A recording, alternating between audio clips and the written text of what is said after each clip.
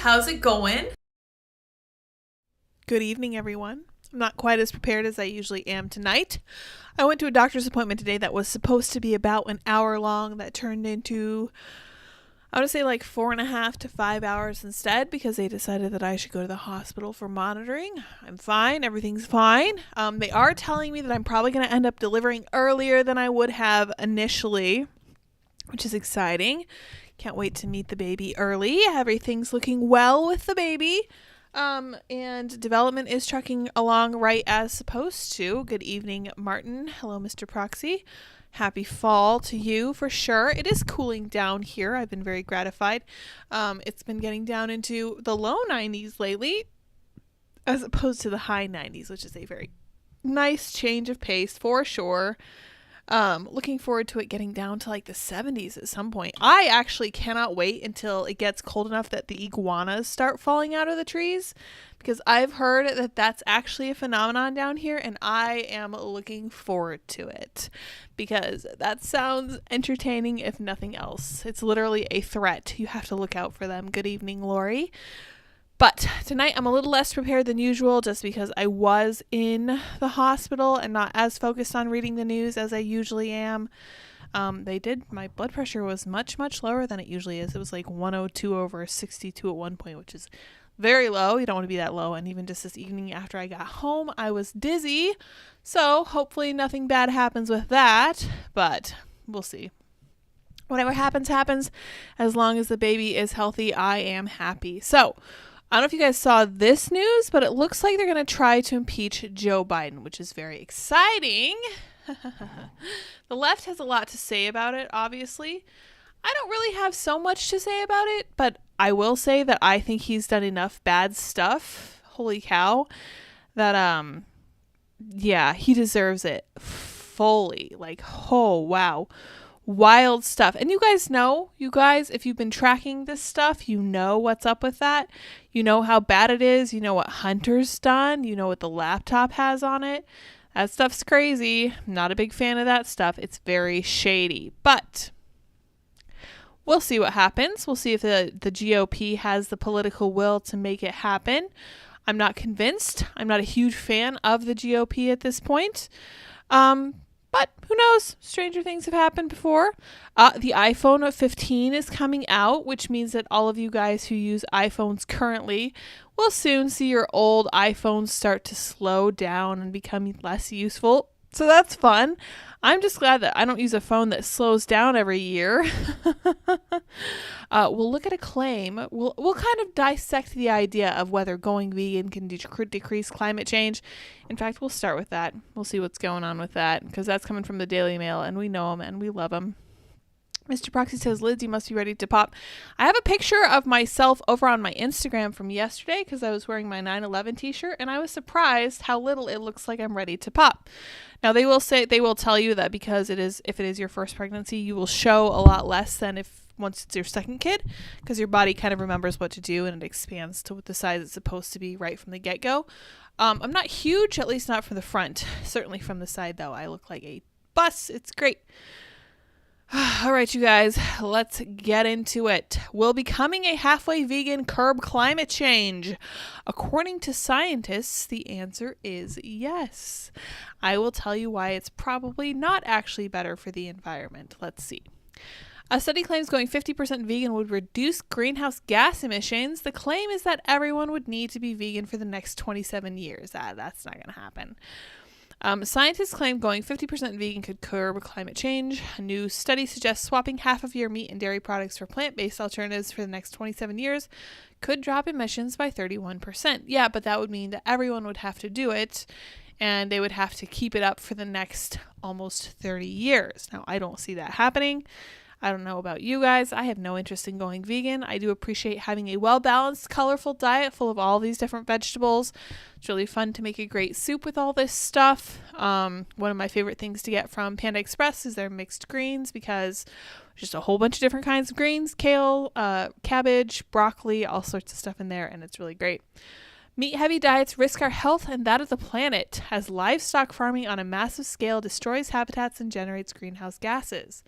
This is just stated as a matter of fact, but I don't think that's exactly the case, because I don't think the meat itself is an issue. I think the way that we raise our animals is probably more of that. And we should have a really big conversation about factory farms at some point, because I have such an issue with the way these animals are raised, and it strikes me as so unethical and not kind. And as somebody who was raised in like a conservative, religious, Christian background, I can't help but look at the world around us and be like, hey, maybe we should be good stewards of the world that we live in, because if God gave us this world, we should take good care of it, right? And we'll see what happens. Such transitions are challenging and require a range of technologies and innovations and policy interventions. Yeah, it's not going to happen. It's just not. Given the magnitude of benefits we show from substituting meat with plant-based alternatives for global sustainability, climate action, and human health, this research provides important food for thought for consumers, food producers, and policymakers. The only kind of transition that I could really get behind making would be switching over to maybe a pescatarian diet, because fish as a form of protein is an excellent choice. It's low in calories, it's high in omega-3s, it's really good, it's good for you. All this other stuff, I think that's probably the better course of action, so that way we could shift away from all these animals, these farm animals, cows, chicken, pigs, that are taking up a lot of space and who are unethically, I believe, raised. And if we altered the requirement for those things, maybe we would have a better risk of, or a better opportunity to cut some of the risks that they tell us we're facing. We could try it. It would be better for us personally, but at the end of the day, I don't think that eating red meat is really the biggest issue. I think it's all the oils and everything, and all the sugar and all the processed crap. Royster's Place says I must eat cow and pig. Sure, absolutely. You have every right to do so. All right, let's read a little bit about this impeachment proceedings coming up. McCarthy announces impeachment inquiry of Biden. Alleges Biden did lie to the American people about knowledge of family business. Cites nearly $20 million on foreign payments to Biden family business. Says former VP's office coordinated with Hunter's associates about Burisma. Impeachment inquiry will be led by chairs James Comer on oversight, Jim Jordan on judiciary, and Jason Smith on ways and means. All of those guys have all of my respect. They're doing good work over there.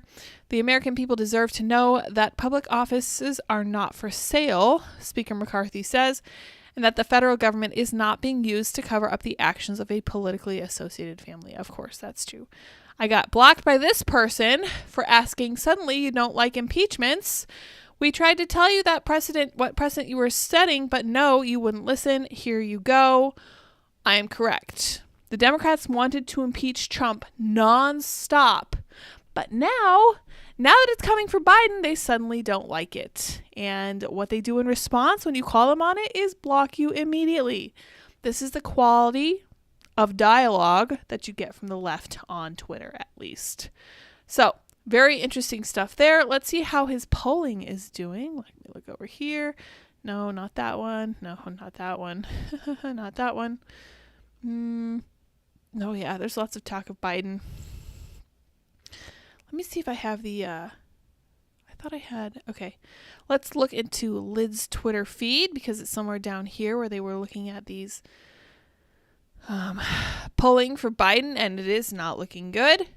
From my understanding, he is currently tied with former President Trump in terms of popularity. Now, that's not good enough for Biden or for Trump. Somebody needs to be doing better, but right now nobody is. Now, we still have a full year left. Where is this? Where is it? We lost it. Huh. Oh, yeah.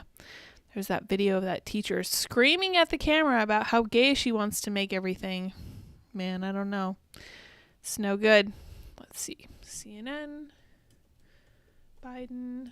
That was from the Daily Caller, I think.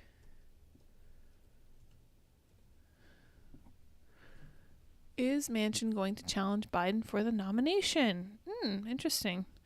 Yeah, this is what I was going for. CNN data reporter. Look at where Biden is. 39%. That is the second worst on record.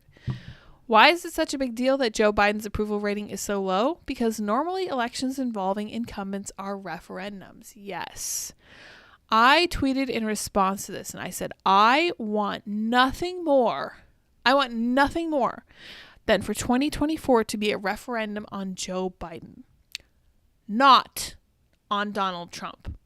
Because if it's a referendum on Donald Trump, it's just going to be exactly the same as it was in 2020. We need somebody who can show Biden for exactly who he is, and Trump was not able to do that. The other thing about this polling, Trump in 2019 was only at 40%. Biden is barely doing worse than Trump was at this point in his presidency. And that should worry people, but it's not going to, at least not the very stubborn acolytes. I'm constantly just like, I'm trying to tell you guys that this is not going to end well. And they're just like, la, la, la, la, la, don't care. I would rather vote for Biden than anyone other than Trump. Don't care. Still voting Trump. And I'm just like, what is wrong with you people? I don't think this is a winning strategy. Rooster's Place says if you've been to Korea in the 90s, you probably did eat cats or dogs. Or Italy, you might have eaten horse. Yeah, I've never understood why we don't eat horse. Because cows are actually more intelligent than horses are, and I think pigs probably are as well. But for some reason, horses are off limits. Now, cows have served us in a very similar capacity to horses over the course of our agricultural history. But here we are. For some reason, horses are sacred. I just don't get it. But here we are. Donald Trump was right near Joe Biden, 47%. He lost re-election to Joe Biden.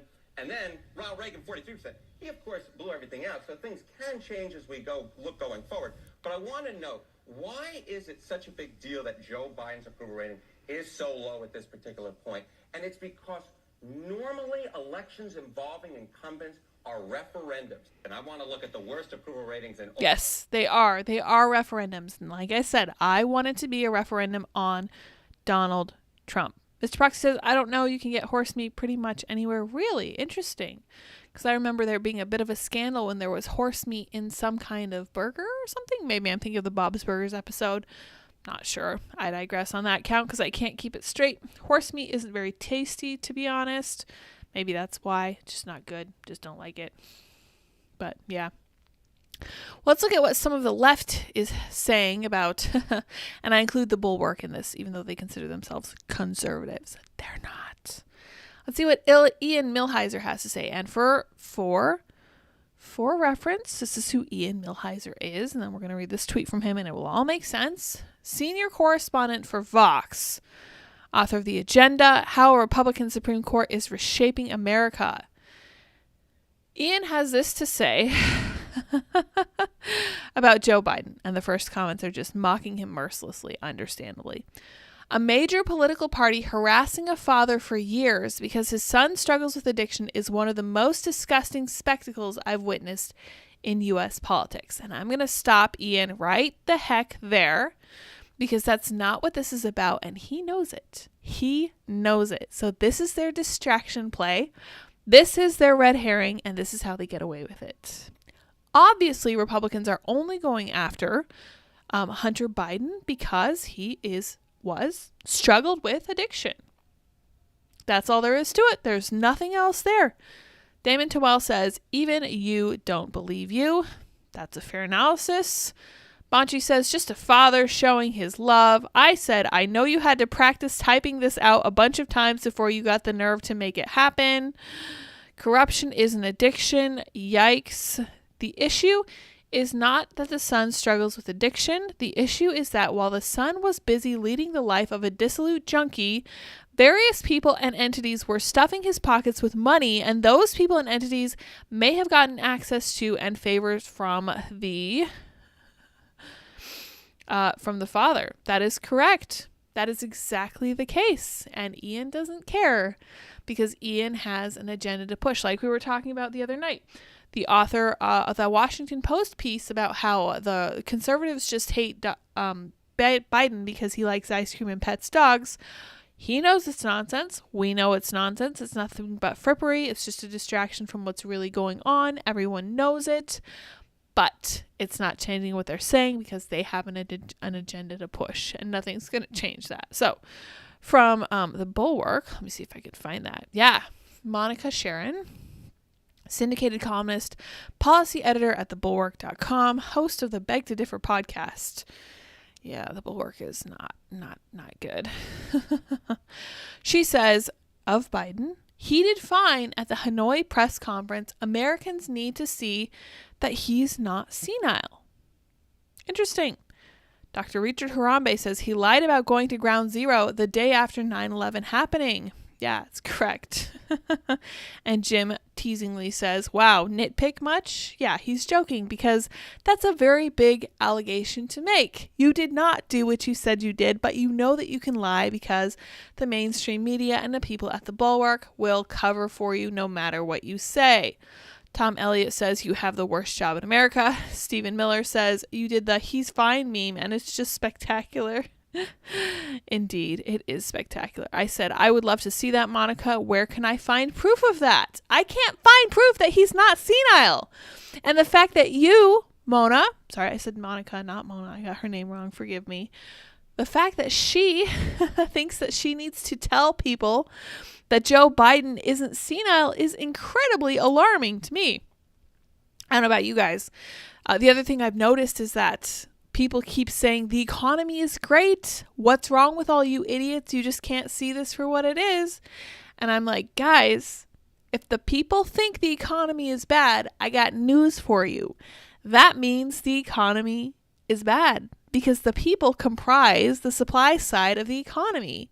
Like, they're the people who are using their money to purchase things and make stuff happen. So if their impression is that things are not going well, it turns out that things actually won't. We've said, hi, hello. Serenko says, did she not watch the video? The video was insane. At the end, he says, well, I don't know about you guys, but I'm going to bed. He was talking constantly about how he's not allowed to say certain things literally by his handlers. And it's just like, dude, Why did they decide to humiliate him like this? I genuinely don't understand it. He is not holding up well, and they know it. And they had him go to Vietnam anyway. And I can't imagine doing that to someone who is so fragile with such a tenuous grasp on reality. It's just wild to me. Well, I really don't want to click this, but we will anyway.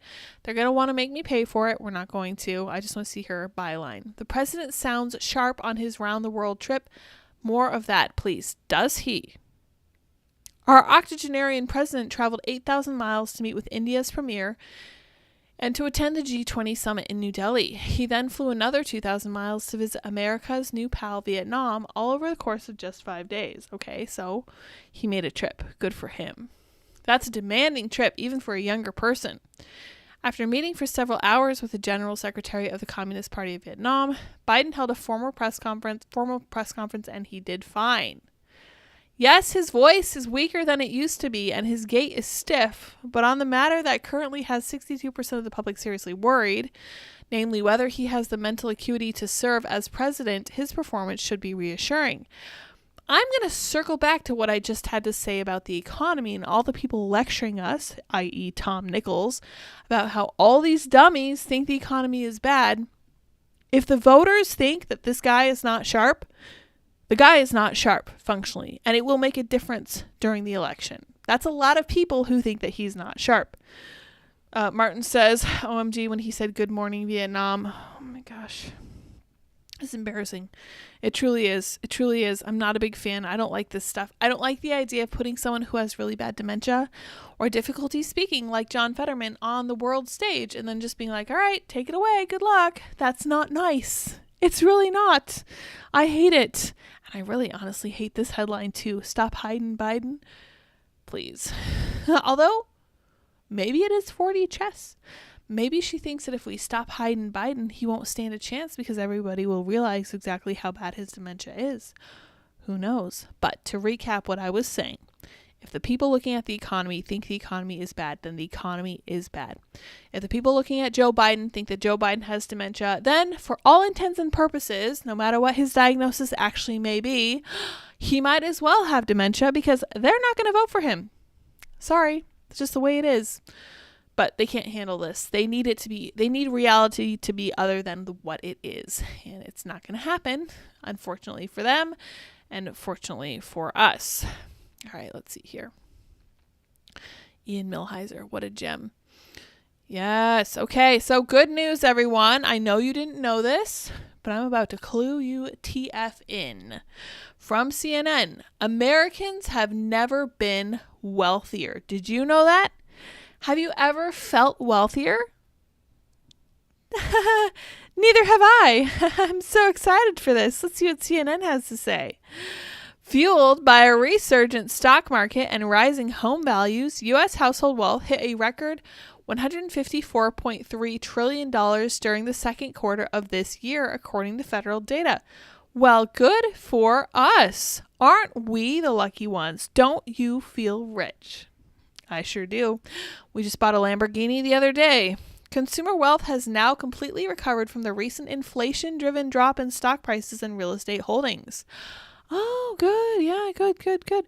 Household and nonprofit net wealth increased by $5.5 trillion or 4% between the end of March and the end of June, Federal Reserve data released on Friday showed. This follows an increase of $3 trillion during the first 3 months of the year. The data is not adjusted for inflation. The data is not adjusted for inflation, and that's what I wanted to see. Was this adjusted for inflation? It wasn't. CNN's lying to you, and that's how they're doing it.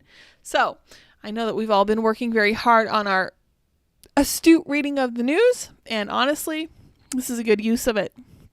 If you can read it, if you can read that far in, you got to read far in a little bit. You can't just look at the headline, although that is a pretty catchy headline. I got to give them that. I was scoffing at it, and I said, we may be wealthier than we ever have been before, but our money is worth 1/5 of what it was before because we have printed so much, and because inflation is so bad. And this is it. They're lying to you, but they're sliding the truth in after it, and they're saying they're daring you to notice, right? They're saying, well, I bet they won't catch this, but this is how it is. So this is your media literacy course. It's your class for the day. That's how you know what to look for. Let's see what they conclude. There's a lot of words. I'm not interested. Our customers are America's working families. They're the teachers teaching our kids in schools, the construction workers building our homes, and medical workers taking care of us. And that customer is facing a tougher economic environment, JCPenney's CEO Mark Rosen recently told CNN. He said that his company's core customers are increasingly relying on credit cards, falling behind on bills, and shifting to cheaper private label brands. So this is a really interesting way to end this article, right? The title, Americans have never been wealthier. The last sentence of the article, Americans are choosing cheaper brands, they're using credit cards more, and they're falling behind on their credit card payments. Now, I recently saw an article headlined something like 61% of Americans. 61%. Oh. Let's see what we can come up with. Because it said basically that all Americans in all wealth brackets, 61% of Americans are living paycheck to paycheck, even as inflation cools. Yes. 61% of Americans are living paycheck to paycheck. And I just want to drive this home because nothing infuriates me more than this. People will see something like, not people generally, old school conservatives, if you will see a headline like this and they'll say, well, this just means, instead of saying, yeah, Democrats are terrible on the economy, they will say, this is an issue of personal responsibility. People are bad at managing money. This is the perfect opportunity for us to stop and say, yeah, Democrats are really, really bad on economic policy. Here's why this is happening. Here's why we need to vote them out. We will be more responsible with our money in the future, but right now, this is largely caused by Democrat economic policies, not by personal irresponsibility. Sorenko says Americans have never been wealthier, but the dollar is worth less than ever before. Exactly. Yes. Now, this CNBC article says more than half of U.S. adults currently live paycheck to paycheck, according to a new report. The number of Americans who say they are stretched thin has remained stubbornly high despite recent signs that inflationary pressures are cooling. So this is more of the same mindset that Americans just aren't seeing how great the economy is. Gosh darn it. What's wrong with them? Why don't they get it? They don't get it because they're out here living in the real world. They're not journalists. They're not economists. They are literally going to the store and saying, wow, a jar of mayonnaise is now $5 where before it was something like $2. That's something that adds up. And I fall prey to this a little bit where I'm like, oh, it's just a couple bucks more here and there. Here and there and there and there and there and there and there and everywhere. It adds up. It really adds up. And it's tough for everyone in all pay brackets. All, so like all pay brackets. Let me see. All tax brackets. I think the 61% number came from that. Paycheck. Can't spell. Okay. Let's see if we can find it. I think that was from Fox News. All right, no worries. But yeah, I just thought that was super interesting because I personally don't like being told that Americans have never been wealthier while also knowing that something like 61% of Americans are feeling more stretched thin than they pretty much ever have before because of inflation. People just don't get it. Now, while this is going on, they are turning up the pressure when it comes to how we can save the world. And this is the most recent instance. And my tweet about this was, when you try to take a pregnant lady's ice, there will be blood, because I've never loved ice more. And I'm not to the crazy, insane, weird, horrifying point where I eat ice, because I have some form of misophonia where I hate the idea of ice on your teeth. No, not good. But ice in liquids, very good. Ice is appearing everywhere, from ice drinks to ice sculptures, all at once. Is that because it's summer by chance, Axios? I know you guys are very smart. So while this ice trend is mostly about harmless fun, oh, here we go. We're about to be chastised for liking ice. And we're going to be punished for liking being cool. The growing prevalence of drought and water insecurity point to a future where ice will be at an ever greater premium. Jim says, calm down. I agree. Ice drinks? No, that's not going to happen. My face when I order a Coke and see mysterious clear cubes floating up. Ultra Grateful Calvin says, shut up. Honestly, I will stop using ice when the global elite stop using ice on their private jets, yachts, and oceanfront properties. Deal? That's a great deal. I like that. You know what else I saw was California going after lawnmowers. Let's see if we can pull that one up. Sorry, I'm flying by the seat of my pants today because of spending so much time in the hospital. Green energy. Trying to switch everyone over to green energy. People are not loving it. That was 1 month ago. No, I need it more recent. Come on, man. Come on, man. Let's see if we can find it. We're going to look it up. Energy. Oh, I hate it when you go to search something and it just comes up with all these responses. I don't want the responses. I want the actual story. That's what you get for searching on Twitter, though. Oh, well.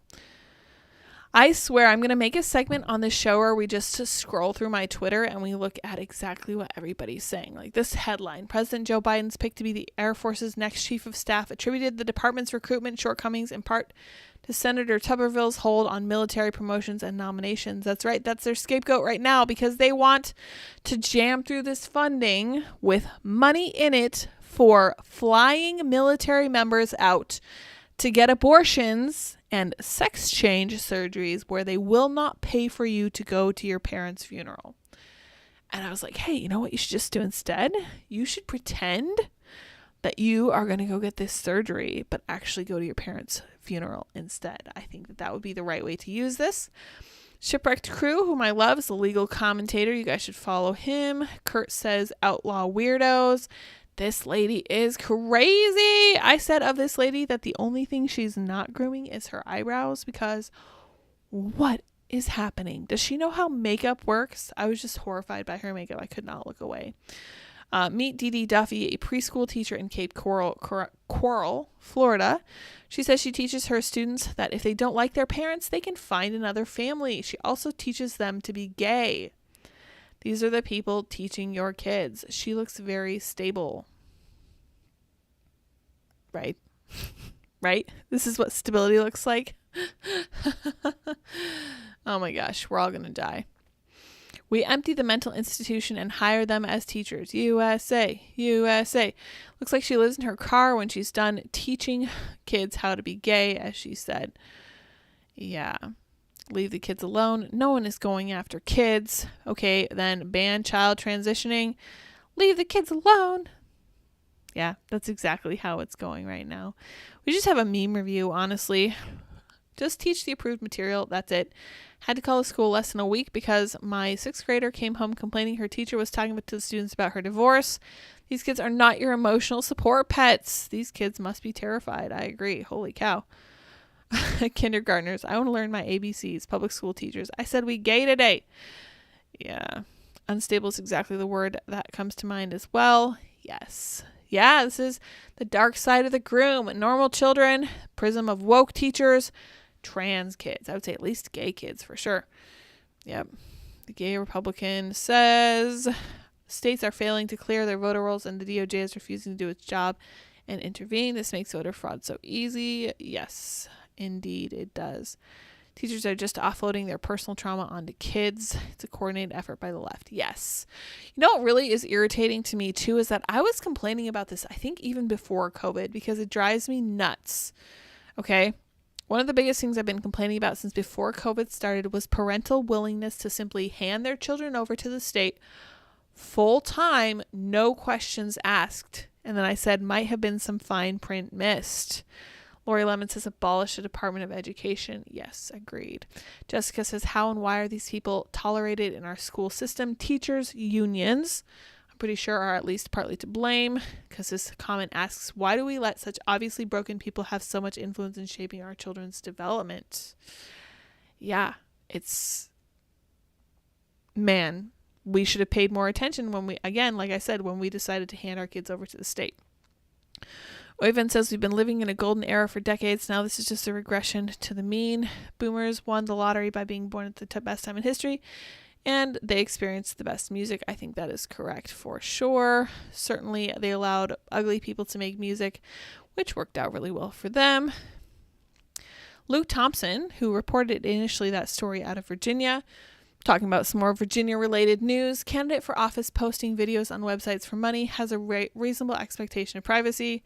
Suburban teenager in 2020 deserves to be irradiated for using a slur on Snapchat in 2016. Yes, that's because this Democrat running for office has a leak of scandalous personal tapes that she happened to put up in public for money. And now everyone's like, what the heck are you doing? Why are you doing this? This is disgusting and scandalous. And the paper of record is like, leave this poor woman alone. She didn't do anything wrong. She didn't know what she was doing. And like Luke is saying, a racial slur, a viral video, and a reckoning. 2016, 5 years later, they're going after a white high school student who withdrew from her chosen college after a 3-second video caused an uproar online. The classmate who shared it publicly has no regrets. Right, I still hate that classmate, honestly. Wild double standard, but not surprising in the least. Speaking of double standards, we have to talk about... This is really kind of annoying because there was a reporter for InfoWars who was jailed recently over his presence at January 6th. He did not go into the Capitol building. He was reporting on what's going on the ground on January 6th, and he went to jail for it. His name is Owen Shroyer. I put it on my Instagram, but I didn't tweet about it. So let's see if we can find info about Owen Shroyer. And my note on my Instagram was that this is going to happen more often. 60 days. He's only going for 60 days, but still, he shouldn't be going at all. My note was that this is the new normal. We need to get used to this, and we need to figure out what to do about it, because this is how it's going to be now. And we need to get used to it and not complain about it and not put our hands up and freak out about it. It's just the way it's going to be now, and we have to figure out how we're going to fight back. The only thing she doesn't groom are her eyebrows. Yes, isn't that annoying? Her eyebrows drove me crazy. According to court documents, Shroyer spread election disinformation in the months leading up to the Capitol attack. Prosecutors said the documents that by December 31st, 2020, InfoWars was focusing primarily on January 6th. On January 6th, he attended former President Donald Trump's speech at the Ellipse and made his way to the Capitol with other rioters. According to prosecutors, Shroyer had a megaphone with him and led chants among the rioters. Oh my gosh, that sounds so violent. Kelly said many factors went into his sentencing decision, including that Shroyer played a role in amping up the crowd. Oh no, that's crazy. Guys, this is wild. This is actual Banana Republic stuff, because Owen Shroyer was literally doing nothing except exercising his First Amendment right to free speech. This is not up for debate. This is not something that's controvertible. This is his human right as an American citizen as outlined in the U.S. Constitution, and they are sentencing him to 60 days in jail for it. Absolutely crazy to me. Mr. Proxy says he probably should have owned it. Alex Stein sure has. Not sure what you're referring to there. As far as PR management goes, you just need to be a little wise about how you come down on any kind of scandalous stuff that comes out about you. There are good ways to do it, and then there are not good ways to do it. We're going to talk a little bit about leftist compassion, and then I think I'm going to wrap it here because, like I said, I'm very tired and not fully prepared for this, but this is interesting. This is from an account called Better Soma. Not familiar with it. And the caption is, "It's simply everywhere, astounding lack of humanity." And it shows the following. Walking down the sidewalk, we see what look like two people on the sidewalk. One of them is crunched over forward across his knees, surrounded by bottles, water, coffee, and the other is just a person who's simply lying on the concrete, straight up just lying flat on his right side with his hands folded. And I can't even tell if this guy, the second guy in the orange jacket, is awake. He appears to be awake, but he's certainly not moving. And I'm just shocked by this. This is in a modern American city, and we treat it like it's normal. And I have to say that it's not. That's not normal. This is insane. Very hard to tell if this guy is awake or not. I don't know if you guys can see that. No, I don't think so. Yeah, he doesn't look like he's awake, but this really disturbs me. Like, shockingly so. Because I took care of people who had really severe drug addictions when I worked in the hospital. I worked in the cardiac unit. I know I've told this story a bunch of times. I would see people who were younger than I was coming in, and they were on their last legs. They had burned their hearts out. They were going to die. I had a young man whose story stayed with me because it was such a silly little thing. I had to go and find him a hairbrush to figure out his really long, knotted up hair because he had been found kind of like this. Right, he'd been found passed out, and his hair was relatively long. So when they found him, he was starting to get compartment syndrome in one of his legs, which is what happens when you put too much weight on one of your limbs for too long, and you restrict blood flow, and it can lead to all sorts of problems. And in his case, it led to septicemia, which ultimately led to him, unfortunately, passing away. And his story was so poignant to me because of course, I looked at his date of birth, and I could see that he was younger than I was by a few months, which definitely put us in a very similar kind of cultural sphere when we were growing up. But for whatever reason, this guy ended up hooked on heroin, and when he died, I knew at the time that he was expecting his first child. And all of this conspired to make me very sad and to really give me this outlook on drugs. And I'm not able to be a libertarian because of this. Because I look at these people who are crashed out on the sidewalk like this, and I'm just like, I'm not convinced that simply giving people more autonomy over their bodies is going to make the physiological effects of drugs go away. And I think that people tend to disqualify that. They're like, they're adults, they can do whatever they want. Look at this person. Does this person look like a happy human being? Does this person look like a functional human being? Does this look like something that we should culturally be encouraging? Because I don't think so. I really don't. But I'm kind of I'm at such an interesting crossroads when it comes to libertarianism, because I like the idea of letting people do what they want. But at the end of the day, I know that what is best for humans overall, in general, is to have cultural enforcement away from things like this, right? It doesn't have to be the state. It doesn't have to be the law saying don't do that. It should be your mom saying, where are you? Are you okay? I'm worried about you. Are you safe? Andy says, let me know when you get to the part that's incompatible with libertarianism. I'm telling you right now that I don't think that drugs should be open and free to everyone. And I'm not sure where it should be controlled. I don't think it should be the state. Obviously, the war on drugs hasn't worked. But again, to reiterate, I've seen the physiological effects of these things, and they're bad. And I don't think that telling people, hey, you know what? You can just do whatever you want with them, because I think that we see that a little bit with alcoholism and with alcohol addiction. We've made it culturally okay and culturally encouraged to drink a bunch of alcohol and to get drunk all the time. And that's really, really bad for us too. That's bad for our culture. That's bad for us physically. Like, it's literally bad for our brains. It's bad for our livers. It's bad for every single part of us. It's bad for unborn children. It's bad for the parents of alcohol addicts. And it's just not cool. But my solution is always to fix the culture so that the culture can say things like, hey, maybe you shouldn't do heroin. And also the culture should be healthy enough to give you everything you need to be happy without heroin. And this is frustrating because all of this stuff is so many facets, right? There are so many different things that you have to take into account. You have to consider parenting. You have to consider family structure. You have to consider church. You have to consider schools, like good schools, not state schools. You have to consider whether people are going to go on to have their own kids. Like, I always wonder about these people. Like, are these people the parents of children? Probably.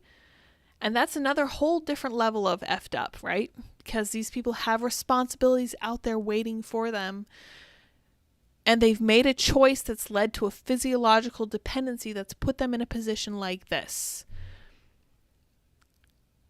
And the solution to this stuff is that none of it's going to be easy. None of it's going to be immediate. It's not going to come from a politician. It's going to come from mom and auntie and grandma and grandpa. And it's going to come down to the fact that those people can make you feel really bad about your choices. And my generation likes to complain about that, but I will tell you right now, if that is what is keeping you in line, you need to thank your lucky stars that you have that in your life. There have been many things that I've never done in my life because I thought about what my parents and what my cousins and my aunts and uncles would think about it. And it stopped me because I care about what those people think. Those people know me better than anybody else, and they care about what happens to me. This to me looks like someone who was never told that what they did mattered to the surrounding culture. And it does.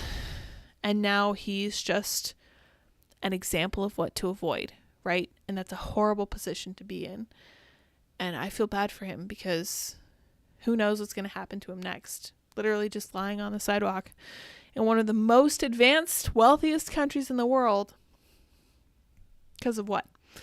Because leftists decided it would be nice to let people do drugs. And this is what we came up with. So, great work, everyone. Really good job.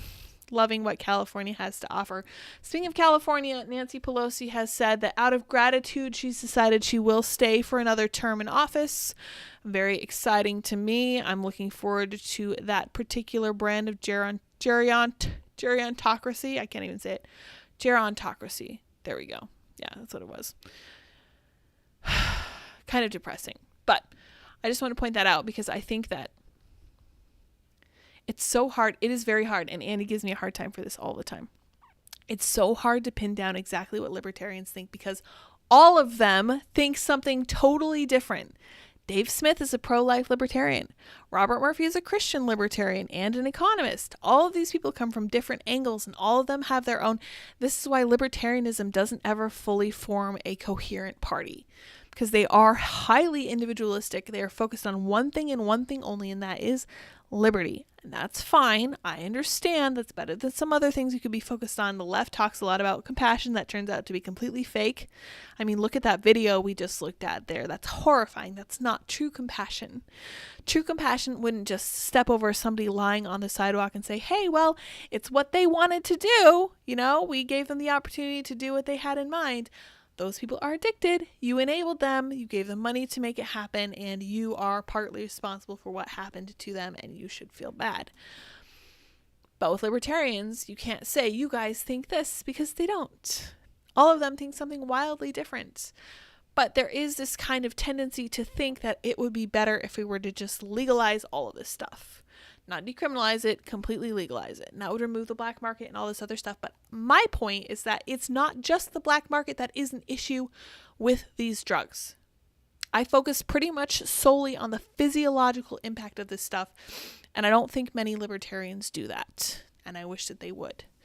Because I fully appreciate what the free market would do for drugs. Right? It would make a huge difference. It would cripple the cartel if we were just to say that all this stuff is legal. You don't have to worry about bringing it over the border. You don't have to use human smuggling. You can't use it as any kind of capital to keep people enthralled to you after you traffic them over the border. You can't use it to, force people into sex trafficking and all this other stuff. Fine. Great. I get it. But there are other factors to take into account, especially when it comes to drugs. Now, people keep bringing up the concept of involuntary commitment, and I'm not even sure if that would solve the issue, because if you are still in a culture where it's not discouraged actively from birth to age, whatever, basically your entire life, where people aren't feeling fulfilled, where people aren't dating and making families and having children and going to church and feeling like they have important roles to play in the community, it doesn't really matter. You can threaten to lock them up in involuntary commitment, which is functionally jail. If we're going to talk about cutting down the number of people who are in jail, we can talk about bringing people out for those minor drug offenses. But then if we're going to immediately involuntarily commit them, it doesn't seem like much of an improvement to me. And someone is still going to have to pay for that involuntary commitment. I don't know. It's hard to know exactly what the right answer is. I'm just saying that I wish that libertarians would think about the physiological impact of addiction and of these drugs, for sure.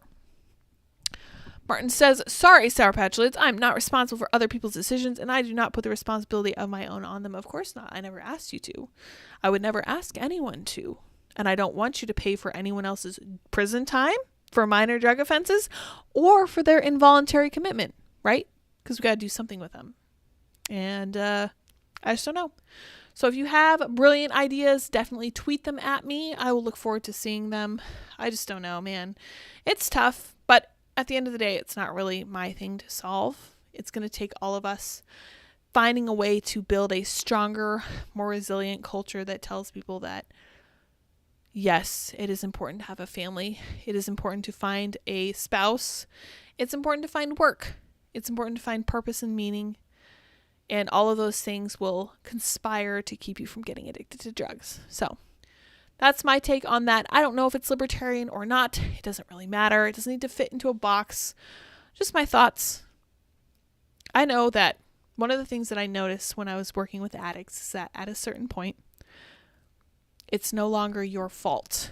You have kind of ceded responsibility to the substance to which you are addicted, which means that what happens next is not within your control.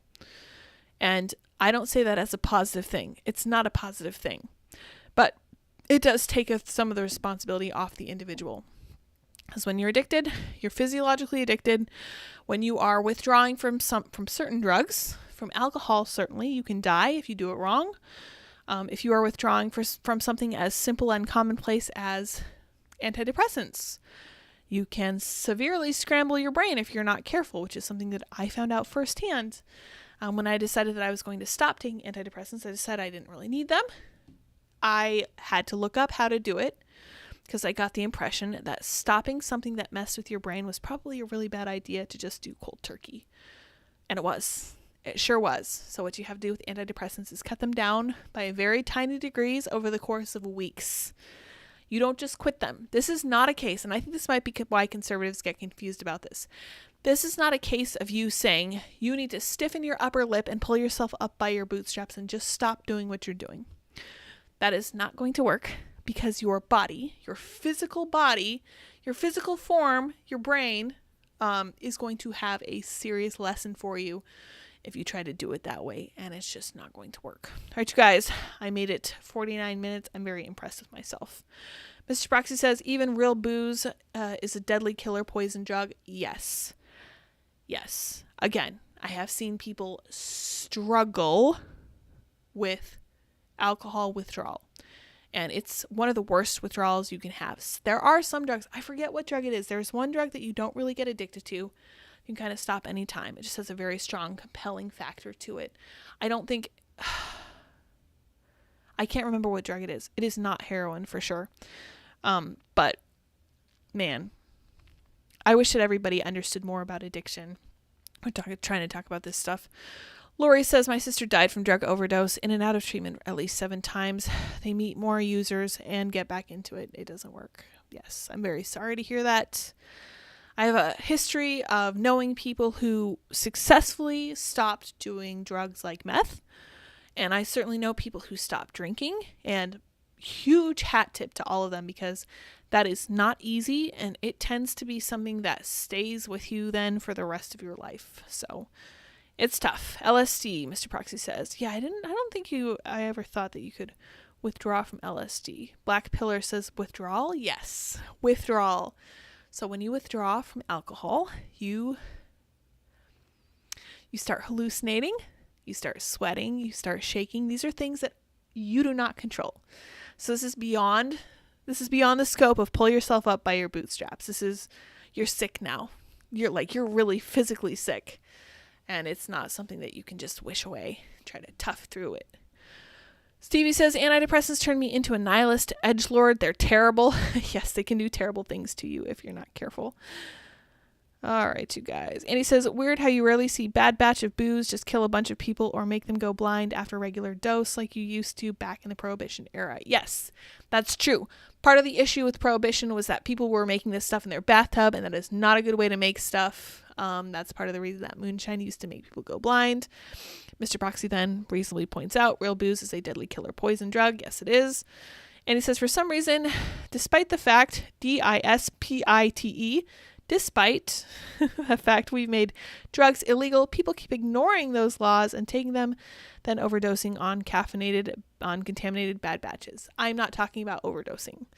I'm talking about just being addicted. Because the guy on the sidewalk in that video, he didn't look like he'd overdosed. He looked like he had done a lifetime's worth of drugs over the course of a lifetime. And it had just turned him into functionally a zombie, right? So I'm not talking about overdose.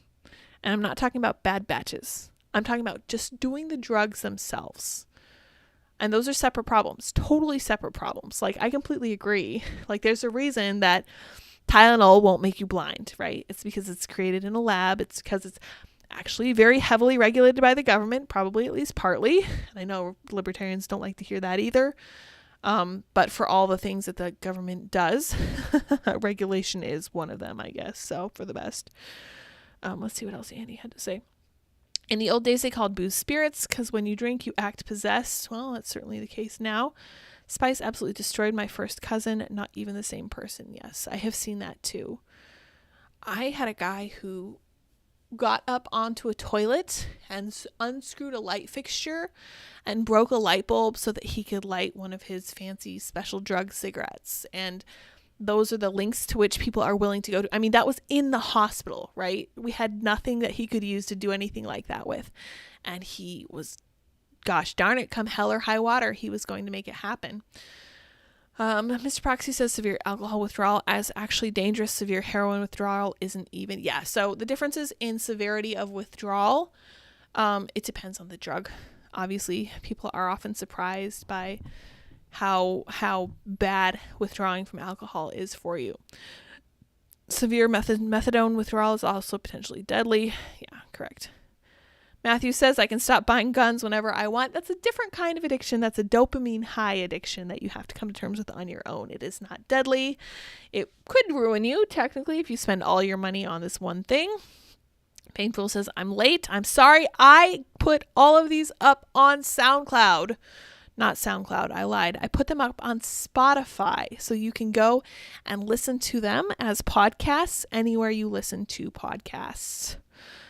Mr. Proxy says, maybe going back to my older statement, leave the fear in the hands of the people, not the government. Yes, that is what I'm constantly advocating. Return it to the culture.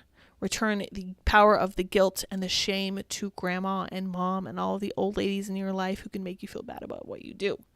And he says, I'm not talking about the value in taking drugs or alcohol. I'm talking about the damage that is done by forcing them into the black market. Right. Exactly. And we don't disagree on that at all. Anyway, guys, that was a bit of a spiel about drug addiction. That video just made me feel really bad. And I just wanted to highlight that there is such an awful physiological effect of drugs that I think that people having this conversation need to take into account. If I were still debating, I would sit down and I would write out a brief talking about the black market. We would talk about possible contamination like they had during Prohibition. And we talk about ways to fix all this stuff. But when it comes down to the physiological factors, I just don't know of a way to make that better. It has to be from the ground up. And that makes it really complicated. That means no politician is going to save us. Sorenko says country is too big. Yeah, that's part of the problem too. We have 330 million people. Mr. Proxy says, love you, Lids. And Andy, this stream is ridiculously underrated. Thank you. It is a well-kept secret. It is a niche enjoyability. Any Key says, great show. Thank you for joining us for sure. Thank you, Matthew. All right, you guys, I'm going to let you go and get ready for Timcast IRL. That's coming up at 8 o'clock p.m. It is now 7:56. I will see you all tomorrow, same time, same place. Until then, remember what we say over here. Stay safe, stay well, stay out of Target. Until next time, bye, guys.